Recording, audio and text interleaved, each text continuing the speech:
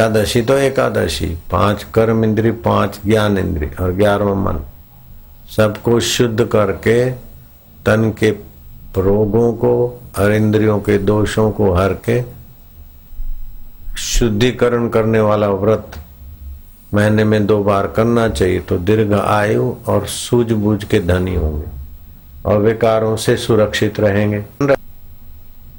इससे क्या होता है कि शरीर में जब भोजन नहीं होता एकादशी के दिन तो जठरा खाली होती, तो उसे थोड़ा आराम भी मिलता है और उसकी आवश्यकता होती तो शरीर में नाड़ियों में जो दोष है ऐसे भोजन पचाती है और भोजन नहीं होता है तो दोषों को पचाती।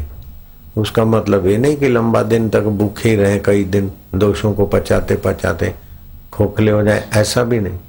15 दिन में 1 बार उपवास दोषों को हरता है, स्वास्थ्य की रक्षा करता है। 100 और कुछ वर्ष लंबी आयुष्य वाले विदेशी से पूछा गया कि आप इतने बड़ी उम्र में भी स्फूर्ति वाले और स्वस्थ रहते हैं, क्या कारण है? बोले मैं साल में 3-4 महीने भोजन नहीं करता हूँ, हफ्ते में 1 दिन नहीं खाता हूँ, तो 48 दिन तो यही हो गए, 1.5 महीना ये हो गया।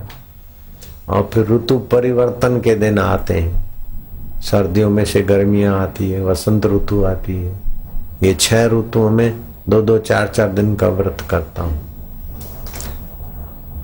तो इस प्रकार 18-20 दिन हमारे वो भी हो जाते, 2 महीने। और दूसरा कभी कभी थोड़े दिन उपवास पे रहता हूँ, लगभग 3 महीने में साल में भोजन नहीं करता हूँ।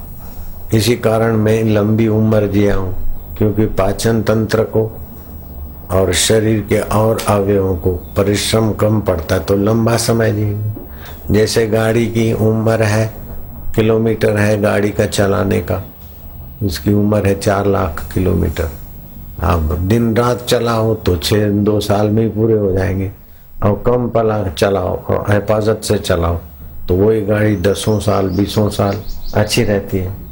ऐसे ही शरीर को खा खा खा खा भोग भोग भोग करके शरीर की जो क्षमता है वो जल्दी क्षीण करके लोग जल्दी बूढ़े हो जाते हैं, और कम उपयोग करते हैं तो लंबा समय चलता है। जैसे किसी कपड़े को रोज रोज पहनो, रोज रोज धो, रोज रोज पहनो, रोज रोज धो, तो कम समय में फट जाएगा। और हिफाजत से पहनो, हिफाजत से धो, और तो कम उपयोग करो तो लंबा समय जिएगा। ऐसे ही में लोग जो दिन में बार बार खाते हैं तो बार बार रस छूटता है, पाचन रस। फिर चाहे आप 10 ग्राम खाओ चाहे पूरा भोजन खाओ, एक बार जीभ पर कुछ पड़ा तो रस शुरू हुआ, पाचन रस। तो पाचन रस बार बार दिन में खर्च करते ही लोगों का पाचन कमजोर हो जाता है। तो मैं तो एक टाइम सुबह और एक टाइम सूर्यास्त के पहले खा लेता हूँ, और उसमें भी उपवास के दिनों में अथवा फलाहार के दिनों में ऐसे रहता हूँ, जिससे मेरे आंते और पेट और सारे किडनी बिडनी गुर्दे सब ठीक है। अभी भी मैं जवान जैसा हूँ, 100 वर्ष और 100 से कुछ वर्ष हो गए। ऐसे राम सुखदास जी 101 वर्ष जिए, तो वो भी थोड़ा संयम से खाते पीते थे, एकादशी का व्रत आदि करते थे, यात्राएं भी उन्होंने की। मेरे गुरुदेव 93 वर्ष तक शरीर रहा। मेरे एक मित्र संत थे नारायण बापू, वो दूध पे रहते थे, तो सुबह 10-11 बजे दूध लेते और शाम को दूध लेते थे, बस 100, और वो भी 1-2 साल तक जिए। तो ये व्रत करने में शुरुआत में जो खाने की आदत है, उस ऐसे लोगों को व्रत जरा कठिन लगता है। अगर आपका पेट छाती से बाहर निकला है तो आप 40 साल के हैं तो भी बूढ़े हैं। तो मोटापा वालों को तो खास व्रत रखना चाहिए। जय सिया राम।